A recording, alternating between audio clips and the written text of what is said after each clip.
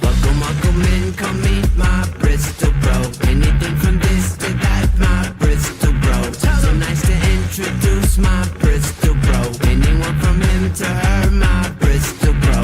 Work with these hands, you see this hard form. Say with your chest, my pen is hardcore. Even at my desk, feel like a star-lord. And it shows how much we give it all for. Now it's time to give them all an encore. Till it's back to the chalkboard. Welcome in, come meet my Bristol bro. Anything from this to that, my Bristol bro. So nice to introduce my Bristol bro. Anyone from him to her, my Bristol bro.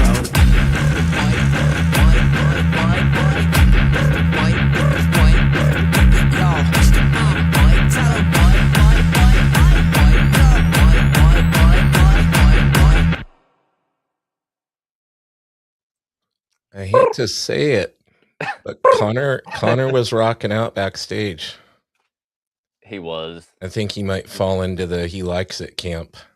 That makes me mad. 10 out of 10 guests approve. What's up, everybody? You are here on another Tuesday with your Bristol Bros. We're actually live this Tuesday. Sam was just, dodging tornadoes, and I was getting over being sick and everything last week. So, Sam, that's pretty crazy. That was very close, and that was where you used to live, right?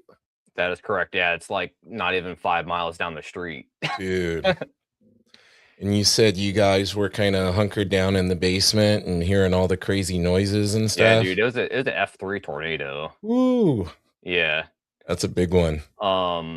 Yeah, all the limbs pretty much out front on my tree just completely ripped, gone. And yeah, dude, like 5 miles down the road, it's like literal blocks just leveled. Decimated, huh? Yeah, decimated. Did your old place survive? I do not know because I did not go by it. Oh, jeez. I would like to think so, because that area didn't get hit as bad. Because the town itself is fairly large. Yeah. Like, we're talking like 200,000 plus people roughly. Okay. So it's a fairly large city, but I always heard so much about the snow from you and that kind of weather. I didn't even process the tornado. It is extreme. Well, Yeah. because we live in a valley, so it's extremely rare that there's tornadoes here. And I think that the last time that there was like a reported tornado in this area was like 50 years ago. Holy cow. Okay. Yeah. So this is not a regular occurrence. Mm-mm. Was that your first experience with that kind of weather? No. Okay. No. Yeah, when I was like a little kid, there was a tornado that went through the town that I lived. I'm originally from Ohio, and there was a tornado that rolled through there. Yeah. So. Scary stuff, man. Well, speaking of scary, this guy's artwork is scary good. We got to bring in our guest this week. Do you want to do the introductions of this guy? Why do I have to do it? Well, you don't. I mean, I've had him on the podcast before, so I'm all too familiar. And I've got some goodies laying around here from him on the spinner rack that he sent me a little care package. Yeah. Yeah. I mean, we have Connor Herbison on the show tonight. Good friend of mine, if not the very best friend of mine. I love Connor very much. Yeah. Maybe it should be Connor Bros. Yeah, maybe. I don't know. Fuck. Let's bring him on. Let's bring him on. You guys were already talking 2 hours prior to me getting here, so let's bring the guy on. What's up, Connor? Not much, dude. How you guys doing? Good, buddy. Good to have you. Thanks for having me. You in the art dungeon? The Fungeon. Yeah, absolutely. I tried to light it so it's a little less oppressive this time. Because last time I tried the green screen, it just looked like I was being held hostage. Oh, yeah, that's right. That's right. We were ready to bail you out. I know. Nora made fun of me for that one. That was good. Well, I got to start first by thanking you for that awesome care package, man. I got some of the goodies. Dude. I put that there. I got a couple things on the spinner rack back here. Yeah. No, of course. Happy to send them. I was really digging it. Like those art books, crazy stuff. Thank you. That's exciting because like I've assembling those has been fun because, like, I have had all this work to do, and I finally just started assembling them in the last few years, and people have really liked it. Seeing the progression of your work is pretty nuts. Yeah, I get that a lot at cons. People are very curious why I change, and I don't have the answer. Yeah, there's a multitude of different styles. Like, you can't really peg you to one thing, which is really neat. Yeah, for better or worse. I struggle with the idea of consistency, but then I can't seem to do it. You're elusive. Yeah. I don't know. Like, I look at Jim Rugg, and it's like that dude is also like an ATV cartoonist, where it's like literally any style and every style that you can draw. It doesn't matter what it is. You know what I mean? He happens to be one of those guys. Yeah, that's true. I like to let the project decide. Like, is it moody? Is it not moody? Is it cartoony? Like with Darby, I tried to do my biggest cartooning. Yeah, that was the biggest like transition in your style. Was like, it's like, look, this guy can do this as well. It's because you do a lot of the heavily rendered stuff, which I really dig.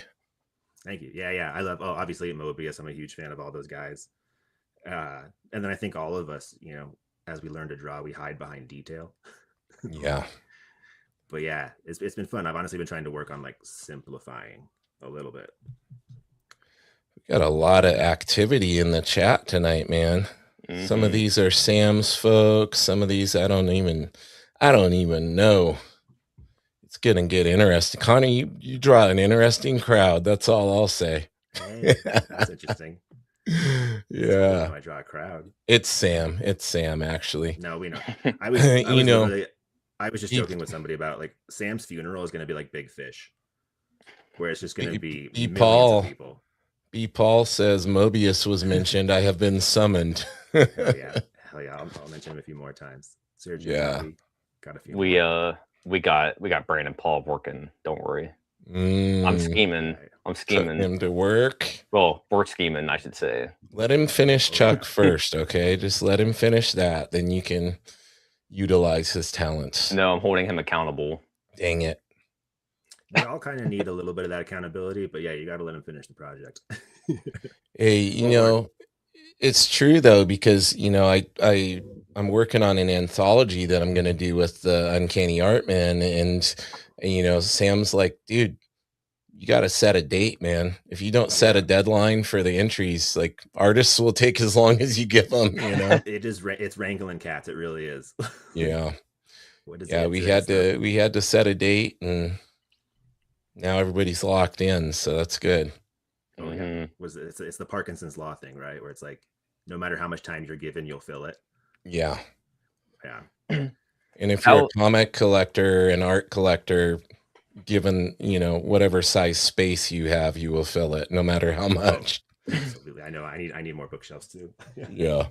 That was just something that I learned, doing anthologies myself, is because the first couple I would do, I was like, fuck, like, is anybody actually going to submit something for these? Like, am I going to be actually publish these? And then the last 2 days, that's when you would just get hit with just a bunch of pages. And that's when I learned my lesson. I'm like, they're gonna take their time, and at the deadline, that's when they're gonna be getting art. And every time I do an anthology, that's what happens. And just last minute. The ethos, right, is like, I want to work on it until the very last minute to know I did everything I could, and then you don't realize how much you're stressing everyone else out. Because I do the same thing. Like, I do a charity art auction skateboard thing. Oh, what the hell? Oh, you got that turned on. There you go. And this was the first year I ever got it done early, so I'm improving slowly. Zoe says she's going to be that person. Oh, Connor, good. Thank you for telling Connor, me. you're so quiet, dog. I need to get closer to my microphone. Oh, there we go. Is that better? I can boost you too. I can give you a little sound boost here. Here we go. I'm cranking him up, Zoe. I need to get your cool arm for my microphone. Yeah, the Rode arm. Yeah, this is I mean, at least you got an audio complaint too, Connor. Always. People are always tired of hearing me. Sam, am I still blowing your eardrums out? No. You adjusted it or what? Oh, I didn't do anything. I didn't either. I don't know. The universe has aligned. It's just really sensitive to your voice. Comedians or comic books? Sorry, I'm not bright. Both. Chico, no problem. Comic books. I'd like to think I'm a comedian, but comic books. Yeah. I was kind of curious though, because you did get Connor's books just in general. Like you were like, holy shit. Right? Oh yeah. Like, yeah. Yeah, I had dug some of it up. Like I scoured his Instagram and seen some things, but just me, like art books, artists, collecting their art in a sketchbook type of format like that. That's my jam. So I was just pouring over that stuff. I appreciate it. I mean, that's what I always buy at cons too. So like it almost feels like, I don't know if narcissistic to make your own, but it is so rewarding when people actually like it, because you're like, oh, you actually do want this glimpse into my nonsense. Awesome. Right. Yeah. Not even 2 days ago, I walked out in the living room and Allison was reading one of your books. I don't remember which one it was, but she was like this reading it. And I walked out there and she just like looked up at me. She's like, I was like, I know, I've seen it. Like, yeah. So yeah, so it's like even she's looking at it. You know what I'm saying? So hell yeah. No, I got a great review. Dan Goldman, who we both know, told me that he gave Darby to a 17-year-old he knows, and it was a 17-year-old dude, and he sat down and read it cover to cover. And I was like, I think that's awesome. I don't need an Eisner. I'm pretty sure that beats an Eisner. A 17-year-old's attention. Wow. Well, your writing is really good too. I mean, your art's awesome, but I mean, the writing, it's like the frosting on the cake right there. So thank you. Has that always been kind of running in parallel? Were you always coming up with your ideas and yeah, well, yeah, absolutely. Like as long as I can remember, I've wanted to make fiction stories, whether it was playing with my Legos or whatever. I was always doing some nonsense. So yeah, I think it's just in tandem of like my sisters would buy me how to write sci-fi books. I would try to read everything I could. I would take creative writing. Yeah, I just kind of wanted to tell stories. I was always that kid who was lost in his imagination. So I think that just kind of I found comics, the language of comics, and then always drawing, but never to the level I could like actually make good comics until, beating it to death and finally learning how to draw. Yeah. But that old process. Turns out you just never stop. Mm-hmm. Oh, you froze there for a second. He's back. Who did? You went to the next dimension. No, James did. Oh, I do that sometimes. Impressive. I mean, I'm hardwired here. I'm a hardwired Ethernet. Oh, I'm in a basement. It could be me. Oh, Jim was the last one. That makes sense. Yeah. Yeah. I couldn't see who was after that. Everybody. But back to like, I will say, writing my own stories. It took. Sorry, words are hard. Hank Kanada's on there. I've been really insecure about it for a long time. So it's hard to get like validation in your own ideas. Yeah. That makes sense. But yeah, and like I've got sketchbooks just full of. I was showing Sam some of these earlier. But dude, this dude's fucking sketchbooks are nuts. They're just finished comics. Well, no. Yeah. So like I was getting insecure about what my next project needed to be. So I was like, I just need to start drawing pages and just shake it out of my system. So I just started drawing. Oh yeah. What I think the vibe of this next comic I want to do. Sam's not wrong. It basically is a finished comic. Thank you. Yeah. And like trying out sequences. Air quote sketchbook. Air quotes. Well, one of my biggest influences back in the day was James Jean, and if you ever saw his sketchbooks, those things are nuts. Yeah. But then like I've had the sequence in my head for a while, trying to see if I can make it work. This is my favorite one. Bro, just scan those in and publish it. I know. For real though. They're not quite what I want them to be yet, but yeah, it's the idea is working slowly. I mean, Stephen Bissett said the same thing about Tyrant, and he just made $130,000 on Kickstarter for a book that he said wasn't finished either. So you do with that what you will. Well, I'm not him yet, but when I get to this level, maybe. Yet. Yeah. And then I've got some fun character designs for some nonsense coming up. Like, it's impressive the amount of detail you're getting in. Thank you. Yeah. I joke I'm a victim of the detail. I can't help it. Yeah. Okay. Paul says writing is definitely the tough part, and he says, "Hold up, was that a warp speed opossum?" Kinda. Honestly, not quite a possum, but I was imagining these like peacock bird monsters. And then when he started going really fast, that does look like a possum. Oh, it does. Yeah, I see it. I see it now. Yeah. Well, that's a freebie from Beefall. Make sure you put in a possum. Warp Speed Possum is my new character. Warp Speed Possum. That's the new absolute Batman. Warp Speed Possum. Could be. Sounds like a Chuck Maxwell villain. Yeah. Sidekick or something. Free ideas for Brandon. He's going to incorporate it in right away. Yeah, no, he should make Warp Speed Possum. Yeah. Issue 3, Chuck Maxwell 3. So one of the things I wanted to, I guess, I mean, we've talked about it many times, Connor, but just for do it. The audience in general, Brandon. our mutual love for the Powerpuff Girls. What is it about the Powerpuff Girls in general that you have such like an affinity for? I think it was them, and then also like well-written female heroes from that time too, just because I'm, it's not no secret, I'm a sensitive little boy. And so like connecting with those characters that were able to be sensitive, but also the badasses. And then also just Powerpuff Girls was just so fun. And then I have 2 older twin sisters. And so I've always been kind of the third sister. And so part of my identification with the Powerpuff Girls was that, but then also just, I don't know, their stories were so fun. Their villains were so great. I love, as an adult, I've been able to reflect on like, I love how much oftentimes the villain was their own prejudice. Like they would learn to like do things. I don't know. I was just obsessed with it. Sounds like it's a pretty deep show. Like I'm familiar with who they are, but I've never delved into it. So it sounds like there's a lot of stuff there under the surface for people to pick up on. Well, it was fun. You had 3 different personalities you could latch on to. Every group of friends had their like, who's the Bubbles, who's the Blossom, who's the Buttercup. Secret is I'm probably Bubbles, to be honest. But yeah, like I don't know. Like I even have like a 3rd grade journal where I wrote about how much I love PPG. I just was obsessed with it. I think to me it's that very was like an introduction to Japanese monsters and kaiju and stuff. Yeah, that's what I was about to say. It's like very manga anime because there is like kaiju monsters in there, and they get in like 2nd or 3rd episode, they have like a fucking Powerpuff Girls mech suit. Oh, okay. You know what I mean? So it's like, yeah, dude, James, it's incredible. I think it's on Tubi for free right now. I'll check it out. Yeah, dude, check it out, dude. It's awesome. It's aged really well. The original series has. Yeah. We rewatched it like 2 years ago. Same with like the original Dexter's Lab seasons. Those are pretty great. Anything Gendy Tartakovsky or any of his like proteges like Craig McCracken or those guys touched is gold.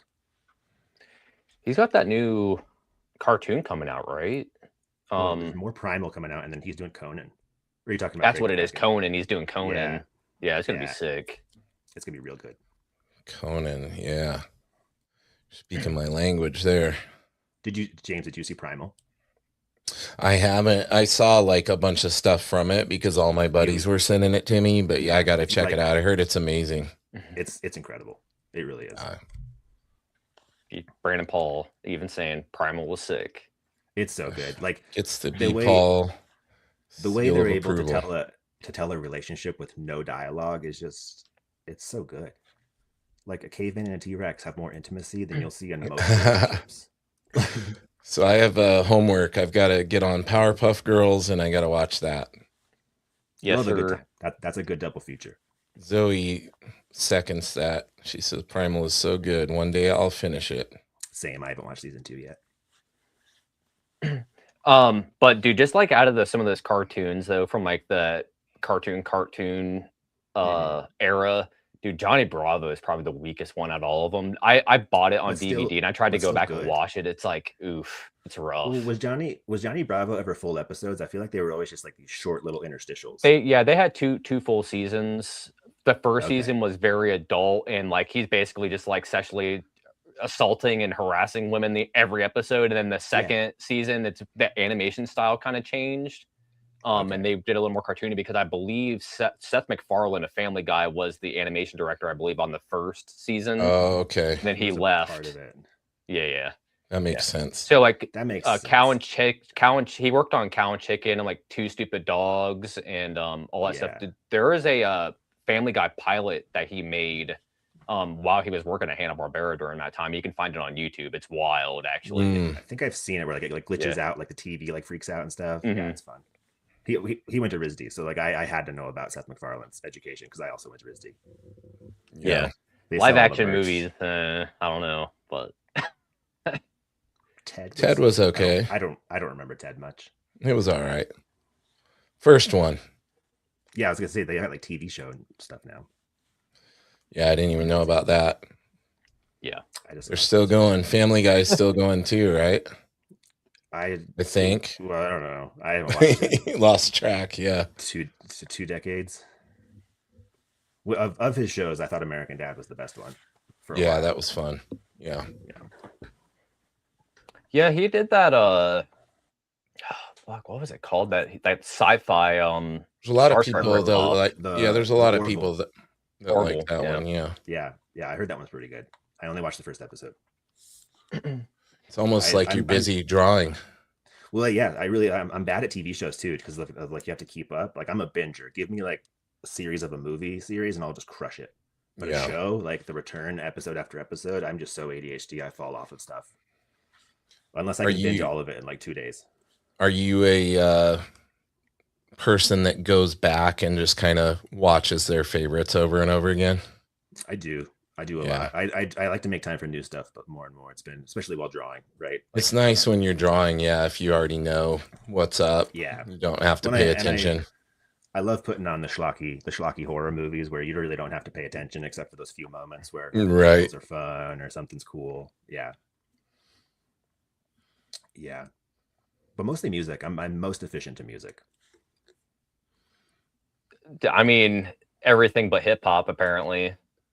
I just never got into it. I was joking with Sam that like he was showing me some stuff and I was joking with him. I was like, I just feel like I'm such a white kid. I just feel so disingenuous trying to engage with a lot of hip hop stuff because it's just not me. And like, not that that's bad. I need an education. You're gonna learn today, boy. Yeah. I listen to I listen to everything from like disco to power metal. I need something with a beat, like a 4 to the floor dancey beat, because that's how my brain works apparently. E. Paul gives the Orville the Brandon Paul stamp of approval. He says, since you love Mobius, I'm guessing you also liked Scavenger's Reign. I loved Scavenger's Reign. The amount of people that now come up to my art and go like, oh my God, Scavenger's Reign. And I just have to go, yes. European science fi. But yes, no, he's absolutely right. Scavenger's Reign was incredible. I'm so bummed. No idea what that is. 2. I don't either. Yeah. Oh, you guys. Okay. Homework for you guys. Scavenger's Reign. It was a Netflix animated show. Only got 1 season. But it's incredible. It's your best like trippy Euro sci-fi fun. It's gorgeous. Yeah. They made a really cool trailer trying to get interest for season 2. They just couldn't get the funding. Got more shows to catch up on than I've got time for now. This is a problem. Oh, careful. Intruders are there. My dog's this big. Dog's taking care of it. Oh yeah, he's got it. No, that's how I feel about. And then I'm a gamer too, and that's how I feel about all games. I'm like, there's way too many games now. I'm never catching up to any of these. I have so many unfinished games that I've started. It's ridiculous. Same. I buy them on sale, and then I'm like, wait, that's not the problem. I didn't have the time. That's the problem. Yeah, it wasn't that they cost. Yeah, exactly. Every time Steam does a sale, it's like tempting, and then you're like, oh yeah, I don't have time to play these. Yeah, exactly. Yeah. What's your go-to genre as far as games? Are you a third-person, open world, FPS? What do you? I love me a good survival horror game, or Resident Evil and Alan Wake, and then I love me a good just like waste the hours open world survival. I'm playing Crimson Desert right now, and that's just. I picked up Crimson Desert. Yeah, it's fun. I'll probably never finish it. Same. But it's just fun to wander around. Honestly, got it just because I found out you could take a cat as a pet. So. And they help you pick up stuff. I grabbed it. Yeah. My cat. Yeah. That's the selling point. Like, they want you to put your entire life into it. And I'm like, I'm sorry, guys. I'm not going to do it. Yeah. But Connor and I have been mobbing on Toxic Commando, that John Carpenter game recently. Oh, really? Yeah. It's a lot of fun, actually. Yeah. You guys were on Helldivers. Yeah. A little while ago, too. Yeah. Yeah. No, but we want to try that. The Toxic Mana one's fun. It basically plays like Call of Duty Zombies, but better. Yeah. So when you guys playing games together, I mean, you just don't sleep. You just drawing the rest of the time and playing games together. Well, we play games at weird times of the day, though. We'll take like a 2 p.m. break, play a game for an hour, go back to work. There you go. Yeah. There you go. The life of a full-time artist. Yeah. Dude, you know how it is, James. I'll randomly message you at 2 a.m. be like, here's a page I'm working on. Yep. That was just the other day. I always joke that being a full-time artist is like being like the busiest unemployed person in the world. Right. That's what it feels like a lot. Ain't that the fucking truth, man? Please. I know. So many things to do and none of them make money. We know some of your go-to like artists that inspire you. Do you have anybody that you've been looking at currently, like any modern artists that you're really digging? Oh God, I mean, yeah, the list goes on. I mean, besides the cliches, the James Herons and the Danny Warren Johnsons. Let me try to think for a second. Honestly, kind of speaking to the simplification, I've kind of become a bigger fan of Derek Loffman's more recently. One, because I've met him and know him now. He's awesome, yeah. But also, like, I struggle with simplicity. Like, it sounds weird, but I really struggle to keep things simple.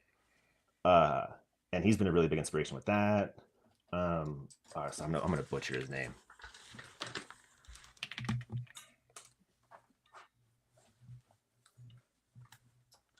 Like, his Instagram was Oh No Tig.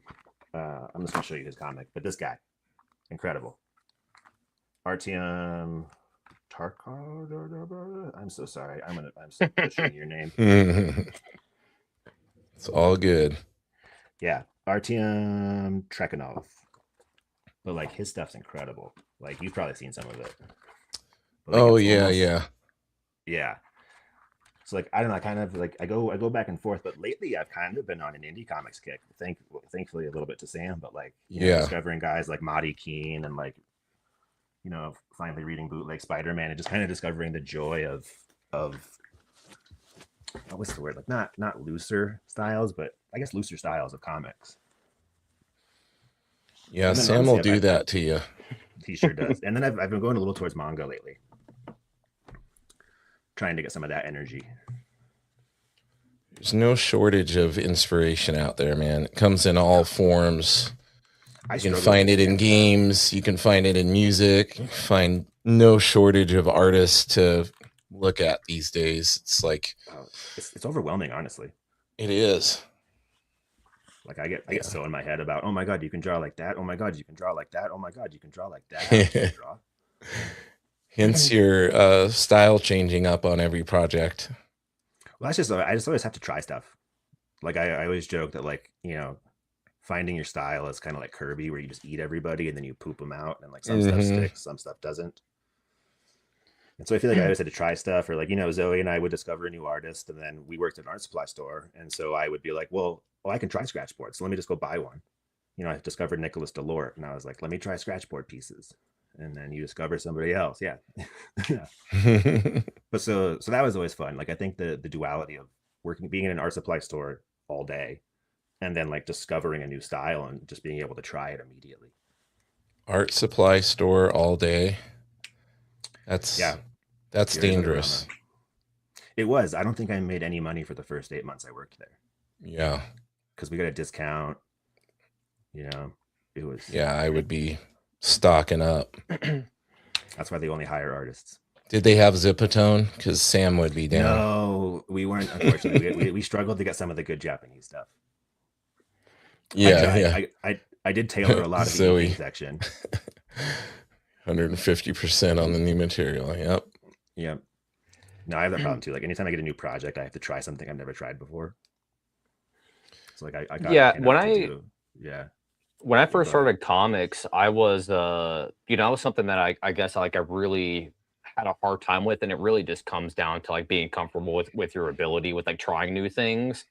And eventually the more comics you make, more art you make, the more comfortable you're going to get with your ability, and the more things you're just going to add to your repertoire as you go on, and you'll continuously just add cool things. And at the end of the day, it's like even if you are starting out and you have a very limited tool set, it's like, don't be scared to try things, because at the end of the day, it's just paper.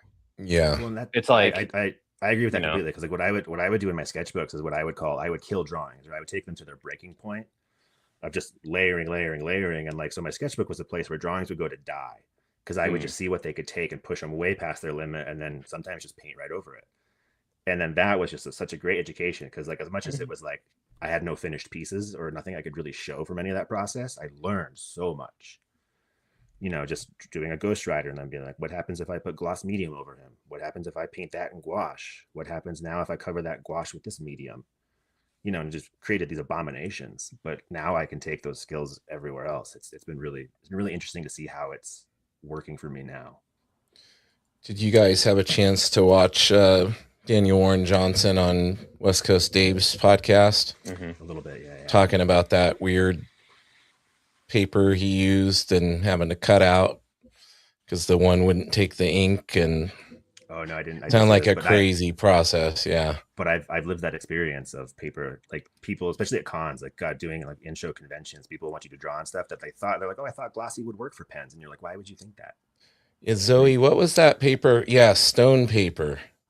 Yeah, he was using stone paper, but it wouldn't good for, I guess it doesn't take ink or whatever, and so he would anything inked he would have to cut out, but he liked the look it gave the other stuff, because there was a fad that came back. Like working at the art supply store was fun because there were fads, right? Like we had to endure the adult coloring book phase. But then a few years ago was the stone paper phase. The stone paper phase came back, because I remember it from high school, and that was like a big like, whoa. But then some watercolor lady on YouTube, I think, brought it back hard, because there was also Yupo. Did you ever hear about Yupo paper? No. It was a polypropylene like paper, so it was made out of plastic, but it was water media. But the idea is like it would just sit on the surface, and you could like push it around and stuff, and then let it set. And I tried it a few times, and I hated it, but some people liked it. So he says stone paper is not a great paper for a lot, but it seems like it works in the same capacity that Mylar does. Yeah. Interesting. Precision drawing, not so great for wet media. Yeah, DWJ, man, making more work for himself.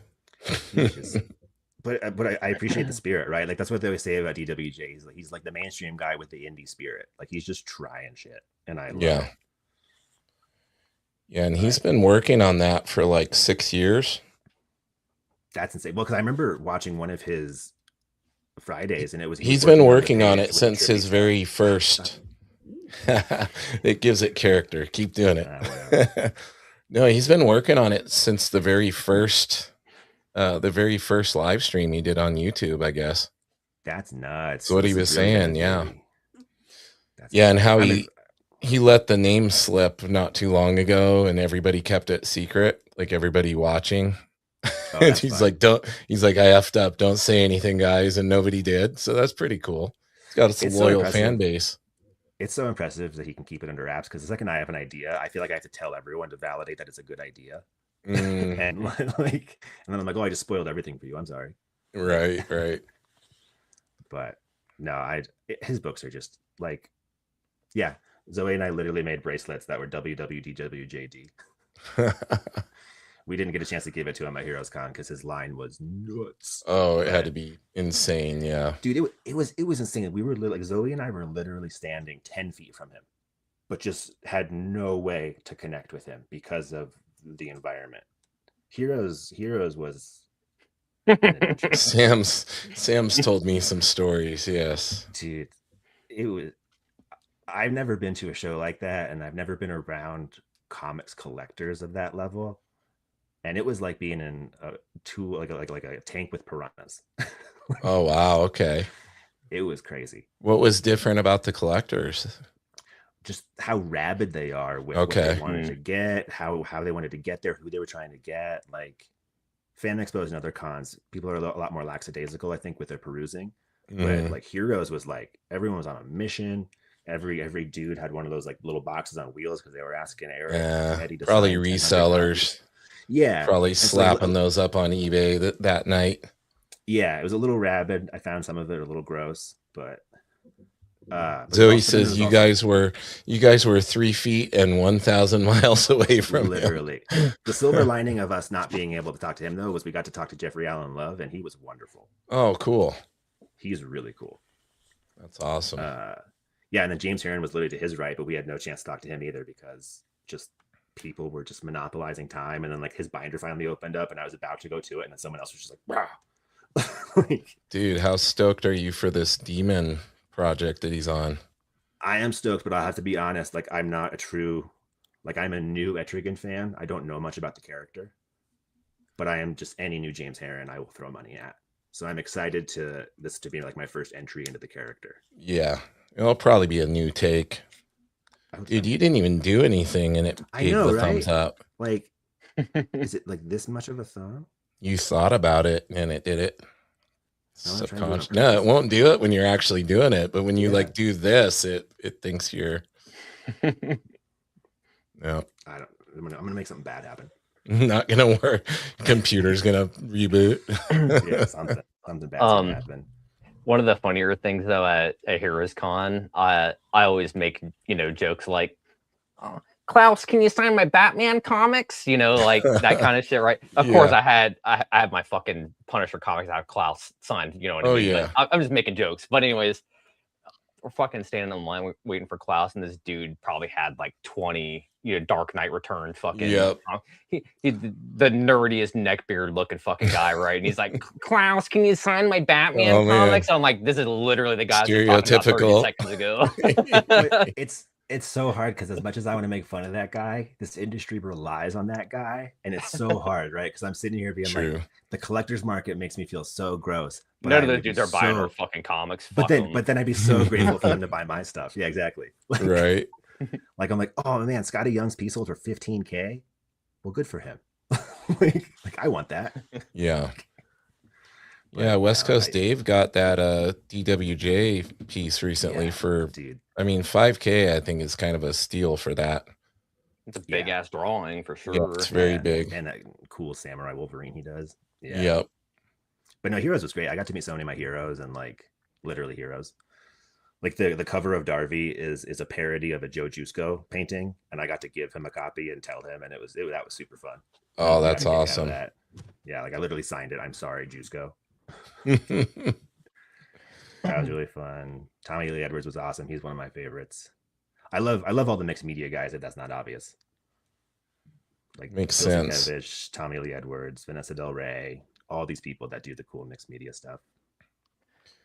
Yeah, there's something about it. Projects at Heroes Con were born and falling apart and born again. Well, and you got to trust Sam to take a silly little idea and actually materialize it. If Sam says he's gonna do something, he's gonna do it. That's the thing. Yep. Yeah. So we've got come hell or high water. Yeah, which I respect the hell out of. Yeah. So like we've got a little anthology in the works. We've got some fun little pizza. Oh, let me give you the full screen. Ooh, giving them a scoop here. Oh, this is exclusive. A little sneaky peek. We won't say who it is, but that's a little sneaky peek. Nice. Risen from the wood of fire oven ashes. Yes, absolutely. Yeah, folks. I mean, at this point, it's like we are working on a comic, obviously, and early next year we're going to be launching a Kickstarter campaign. It's going to be fucking nuts. Like you don't even know what we're doing. It's so fun. Yeah, we're laugh, cooking. We're cooking. You're gonna wonder why we did it. It's gonna be great. This is the pizza posse, right? I mean, you're cooking up something. What sprung out of a late night pizza trip? Wasn't even turning into afternoon, daytime. Just a fun. Yeah, it's like evening. It's like it's a beautiful gathering. I will say, King of Fire Pizza in Charlotte, North Carolina, best gluten-free, dairy-free pizza I've ever had. Oh, there you go. Come on, thumbs up. Nope. Not gonna work. But yeah, we'll obviously once we get a little further along into the year, we're gonna be promoting it more and more. or in the process of getting that Kickstarter rolled up, so everybody out there knows how I roll. It's like as soon as that Kickstarter's up and it's rolling, it's like everything's going to be done, and we have everything done. Yeah, we're all writing and drawing our own stuff. It's gonna be real fun. You have everything done ahead of time before launching the Kickstarter. That's a novel idea, guys. I know. I did my first one, and it wasn't 4 years of my life. Right. God, I do everything. So he says you wanted the thumbs up too much. I did. It's not going to give it to you, and it's playing hard to get. It really is. I'm bad at technology, and technology hates me. What else do you got going on, Connor? You're part of like multiple different things these days. I feel like you have your own projects. What else do you got cooking that you're willing to talk about with us? Oh, the thing cooking with Sam. I do weird, odd gigs here and there. Weirdly enough, I've done a drawing for a golf country club. That's been pretty fun. Oh, interesting. Kind of. It's been weird to me watching Daniel Warren Johnson's descent into golf, because I grew up being forced into golf, and like I kind of have resistance to it now. But watching him, but yes, like just odd freelancing, trying to figure it out like the rest of us. Like every day. You did that thing for the fire department, right? No, that was for the golf course. That was for the golf course. So yeah, dude, it's a sick drawing. They had a country club. So their country club burned down in the 60s, and they had this really cool black and white photo, and so I basically recreated it. Oh wow, that's awesome, man. Actually, let me take it out of the plastic. So there's watercolor, ink, watercolor, and colored pencil. That's impressive, man, because that looks like a photograph. Right, everyone thinks it's the photo. So like we're literally doing a meeting with the people on Thursday, so I can show them that it's not a photo. Yeah. Because I didn't do a very good job of taking any process photos, but I have a few, enough to prove it's a drawing. But I mean, if you get close, you can see the that's impressive, man. So that's one of the fun little gigs, and hopefully those gigs can help fund my fun little indie comics. Can we focus? There we go. Brandon says, "Dude, that's wild." Oh, thanks, man. Doesn't want my art.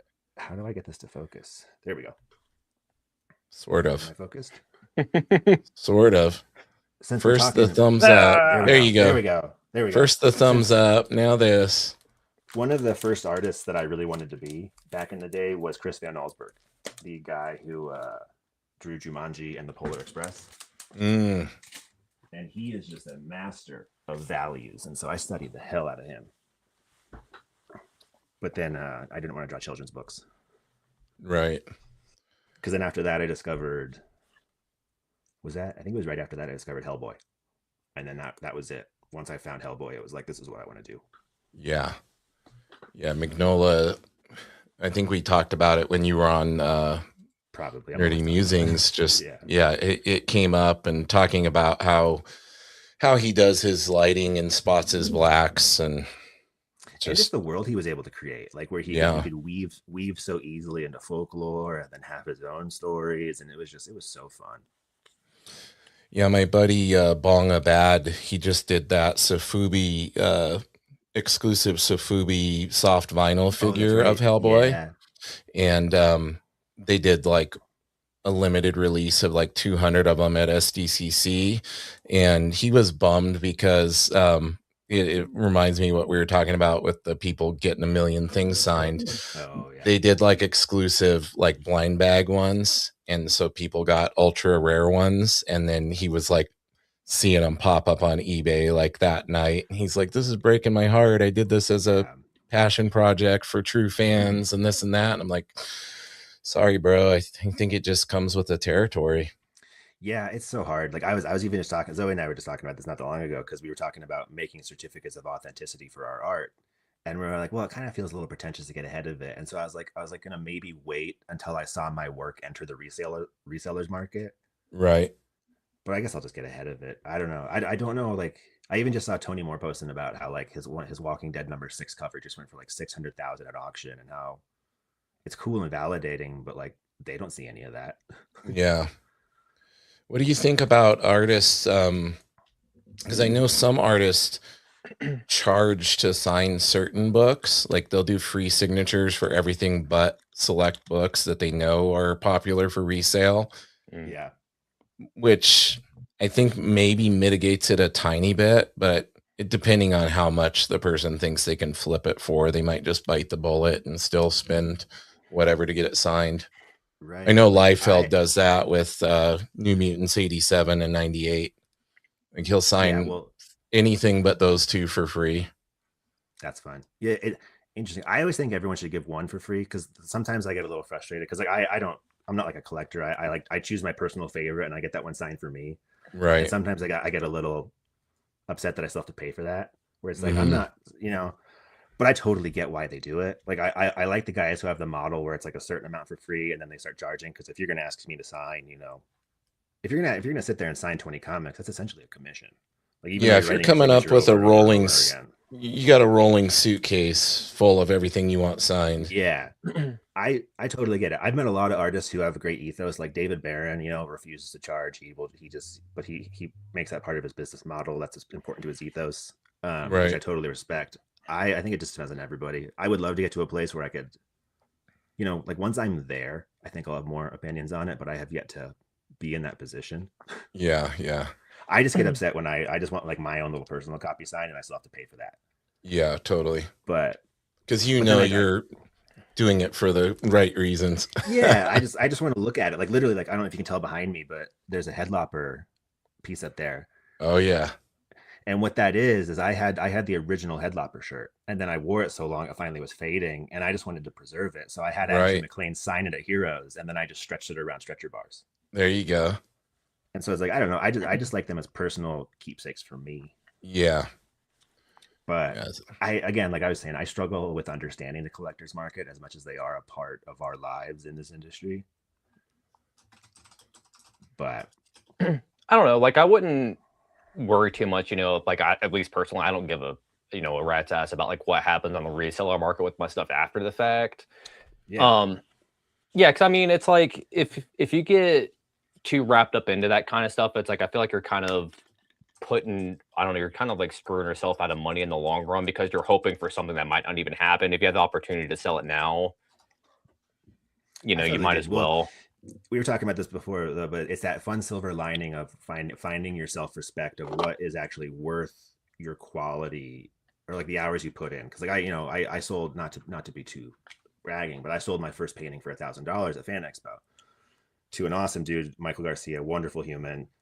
He'd wanted it forever, but it was one of those pieces I couldn't let go because I worked like so hard on it. It was like I was really trying to imitate Simone Bianchi and like Tommy Lee Edwards, and Sean Crystal even inspired the piece.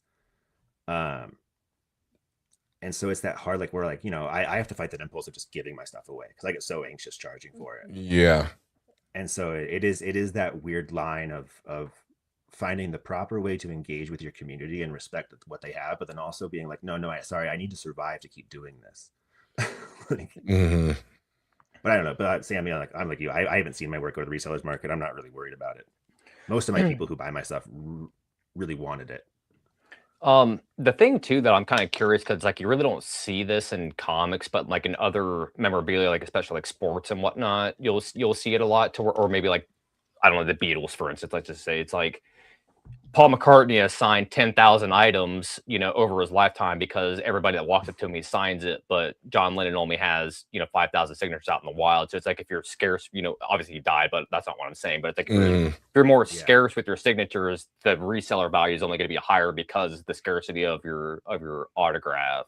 Yeah. So it's like if you're charging for it, it's like, are you adding value to it, or are you still lessening it because you're still adding a signature out into the world? You know what I mean? So it's like, yeah, totally. I'm still working on the idea. Like, I never assume people want me to sign my books. I'm like, oh, you want me to draw on this? Why? I'm ruining it. And so like, I'm still just so chuffed at the idea that people want me to sign stuff. So the idea of then charging money for it, I'd be like, why would I do that? But again, I've never been asked to sign 20 books at once. When I get there, I'll probably have a different opinion. Yeah, you might have a little different perspective on it, or maybe not. Like, who knows? Or I'll be different. I mean, I also I don't know. I try really hard to be open and kind and like friends with like approachable with fan bases, and I feel like some of that stuff alienates people, and so I'm not going to do that until it becomes something I have to do. whether to protect myself, protect my time. Because I understand like what those guys are doing is they're protecting their time. Yeah. Especially if they have signing times. Like we saw Scotty Young's line at Heroes. Like the dude gets no breaks when he's there. So of course he has to limit when he's there. And so I don't know.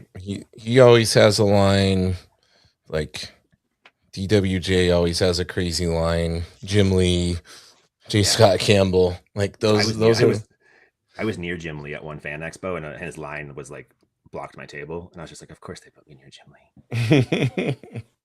Yeah, but I don't know. Like again, grass is always greener, because I would love to be the man has the line. The big man's in the house. What's up, Yev? Sir? The Yevgeny. Now, who's the tallest out of all three of you? That's the question. Yev by a mile. Yeah. What is he, like 6'7"? It's like 6'10". That's disgusting. Yeah. Where are you falling? I'm like just under 6'4". I'm like 6'3". All right. Yeah. So you and I are. Yeah, I'm 6'5". So we're right around. Yeah. Yeah. Yev makes us look tiny. How do you find pants, dude? I can't find pants. It's tough. Jeans were always the really hard thing to find. Jeans that were long enough. Plus I have big legs, so it's like long and ones that fit my legs were always crazy. Yeah, I'm all legs. My body type is Jack Skellington. Yeah, I'm short torso. It's funny, I'm shorter than my wife when we're sitting down. Same. And then I stand up, people are like, whoa. I'm the exact same. P. Paul says, one day I'll sell some original art dude, there's already interest in it. Weren't we trying to buy some from you, Brandon? But I still need to buy that, actually. Yeah. But I also respect what Brandon's doing, because like I have a bunch of originals from my first comic, Rajik's Demons, like my first real comic. That's true. But I got to a place where what I was charging for them, I decided that the dollar amount I would get for those pages was not worth how much they meant to me for what that comic was to me on my comic book journey. So I've since retired those pages from being for sale. The only one I've ever actually sold, I sold to Jeff Lemire, which I was like, sweet. That's awesome. I sold it to him for $40. and then after he bought it, he told me it was too cheap. Yep. But I'm so proud that he has that page. But yeah, I retired that comic from selling those pages, because as much as people like them, they almost mean more to me than, I'd probably get at the most 300 for some of the better pages. Yeah. And so I'm like, I'd rather just keep them. And then if Rajik ever turns into a thing, because Sean Murphy had a great quote about manufacturing your own scarcity and sitting on some of your best stuff for when you can no longer draw. Yep. And so I kind of adhere to that model, where I'm like, that's a really personal comic to me. And if it ever gets to the place where people want it, I'll release it then. Yeah. But for now, it's mine. Yeah, that's what Otley's doing with Battle Beast right now. He's not selling any of that original art, and he very rarely lets any of the Invincible stuff he has left go. I think he took some to SDCC, and that was like everybody was freaking out. That's so cool. I mean, it's awesome he can do that, because for a lot of us, I feel like I was joking with Mark Chiarello about this, where I spent so long trying to get good, I forgot what I was doing in this industry. I was just trying to get good enough to where someone would take care of me, but that never happened. And so now it's like, oh wait, how do I actually navigate? And being able to afford keeping your art is an interesting place to be too. Very well. It doesn't hurt to have the Invincible animated series and stuff. That's the powerhouse of that behind you. Yeah, they never would have imagined, because I remember buying pages from him of Invincible back in the early 2000s, and that's right, because you knew him forever ago. Yeah, and you could get a wonderful page for $200. He even did. I have a couple that say free on them, because if you bought one, he would give you a free page. It's I know, nuts. They always joke about those days that Daniel Warren Johnson's commissions were $150. Yeah. Or you hear about Todd or Jim Lee selling X-Men and Spider-Man pages for $50, $100. Yeah. It's crazy. But we have to eat. Yeah, exactly. I mean, if anybody's going to be complaining about not having money, it's those guys. I sold my page for $50 back. It's shut up, Todd. Dude, you're literally rolling in money. You're doing okay now. Yeah, he literally bought his own movie back. Hey, Vic. Vic says he's gonna have to rewatch later. No problem, buddy. Oh no, it's been a fun one. I talk a lot of nonsense. Yeah, we were already. We got about 5 minutes left here. Mm-hmm. Yeah. Nice. Well, I mean, you guys have already talked for 2 hours, so we can talk for 2 hours more. Now you're 3 hours in. Business. Business is good. But yeah, I don't know. Heroes was kind of a big like last hurrah, like not last hurrah, but like I kind of burned myself out in comics, and then getting into Heroes, I was like, "Whoa, my god, I got into Heroes!" And then it's kind of reinvigorated the spark of comics, because you know how it goes. You burn yourself out so hard drawing these things, and then you get excited again, and then you do the exact same cycle over and over again. Sam, have you burnt yourself out yet? I'm waiting for that to happen. I don't think it's gonna happen with him. That's what Connor tells me. He's a different breed. No, he is. Yeah. I'm really good at throwing myself against the brick wall and being like, why did I do that? Mm-hmm. But no, just being at Heroes was so cool. Like I've never felt I can talk shit about Fan Expo here. Fan Expos are just they don't leave you with an overwhelming feeling of being a part of a community. But I've heard that. Heroes was wonderful. Like Heroes, like, you know, as much as like we didn't sell shit, I've never felt more artistically validated than being at Heroes. Like it was just so cool, showing my work to everybody, talking to everybody. I don't know. It was just a different animal. Like I'm so excited to do it again. I just have to prepare. Big boy's getting burned out. Yeah. It's hard. You got like 12 different projects going on right now, Yev, and all the covers and stuff. And he's working on his personal projects, and yeah. But then if we all try to take a break, we feel like we're doing nothing. Yeah, exactly. Zoe says an absolute roller coaster of emotions, but so good to connect with people. It really was. It was also nice to talk about it afterwards and get some nice validation from friends like Jorge Corona and guys of like where it was like, oh no, that's just the Heroes Con experience. Yeah. Jorge's awesome. I've been wanting to get him on the podcast. I really enjoy any interview I see with him. Oh, dude, he's one of the nicest dudes ever. He's so cool. He's way too nice for how good he is. Like he's crazy good. That Lobo stuff is amazing. Oh, it's amazing. It's one of the, like, I have 2 comics on my pull list right now, and it's Lobo and Dork. Yep. Yeah, and Brett, that's another like super nice guy. He was wonderful. I met him at Fan Expo Denver. Yeah. He's so cool. My boy Bean. The Bean. He kept joking about how no one cared about him until Dork. I don't know, dude. Ride that wave. That guy's had like the craziest career too. Like if you go into the Jim Henson place, he's got a whole thing dedicated to him for all the puppets he's designed and stuff. That's so cool. Yeah. Another dude. And he was heavily involved with MST3K, and that's the coolest. Crash Bandicoot. Crash Bandicoot. Yeah. Mm-hmm. Crash Bandicoot. Yeah, I saw MST3K live. Yeah. He said the last thing he did for them, for MST3K, they were like asking him what he wanted to be paid or whatever. He's like, oh, you could just give me one of the props. So he has the crow. He got crow? Nice. Yeah. I don't know. I would have gotten Tom Servo probably. I think he has the crow. Now I'm going to have to go back and watch. It's weird when I'm interviewing people. Like I don't always process because I'm so focused on what we're talking about. Yeah, he has one of them. He has one that any of us would probably kill to have. Did you see him post on Instagram? He was at, maybe it was Comic-Con, and he went by a trading card booth and he did art for this trading card booth, like for this trading card company, probably like 15 years ago.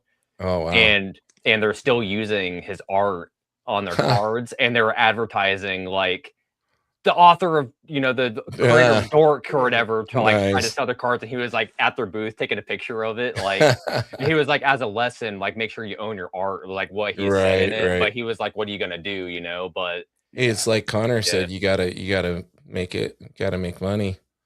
So you gotta make money, but you also gotta trust what your value could be. It's so hard. It's such a weird animal to like be so insecure, but then have to put on like the narcissist hat of like, no, I deserve this.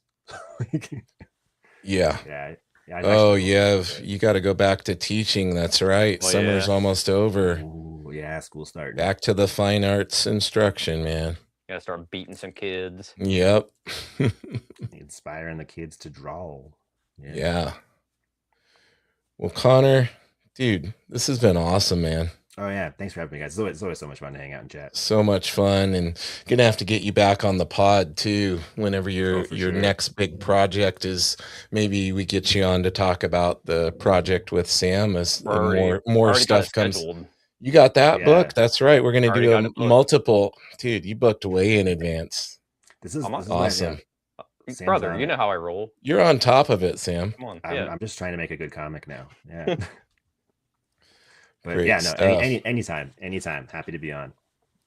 Love it. Well, Sam, you got anything before we finish up here? I know you got the books off to the printer and all good stuff. I spent all day today signing comics. I signed 130 comics today. How much did you charge for? Yeah, exactly.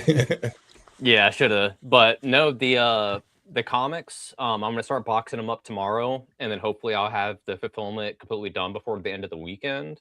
Awesome. I will be at IC3 at the end of the month in September. That's a big thing. Hopefully I'll have an ash can there for White Line 3 because I already have the Providence IC3. Yes, that's what I meant. Sorry. And then yeah, so then I will have hopefully I'll have an ash can there. It's gonna be like 10 or 15 pages because White Line 3 is gonna be 40 pages. And if you're on my Patreon, I had announced today that I'm gonna be pushing White Line 3 into the spring of next year because of the project that Connor and Zoe and I are working on. Right. But don't fret because this is how I roll. White Line 3 is already going to be done, and then Pizza Posse. So then it's like the book's already going to be done when the Kickstarter comes out. So to hold everybody over here to get half a comic here in the next couple of weeks. So I'm trying. And he's going to squeeze in an entry for my anthology somehow. Shooting myself. Yeah. He says I slap some paper. Yeah. He says I need to know the deadline now, James. I gotta plan for how I'm gonna. I was mad you only gave me 8 pages. I'm like, only 8? What are we doing? I need 12 at least. I had to make it real. I had to make it feasible for Yevgeny and those guys that are working on a million different other things. Well, they don't have to make 10. They can be cowards and do their 8. Oh, yeah, you hear that? Yeah. Hey, some of us put more detail into our pages than. Ooh, here we go. And on that note, let's shut it down, guys. Awesome. Well, thank you again, Connor. It's always great to catch up with you. Thanks again for the care package. Absolutely, dude. I'm glad you liked it. All right, Sam, always good to see you, brother. Yes, all right, guys. Thanks to everybody who hung out with us.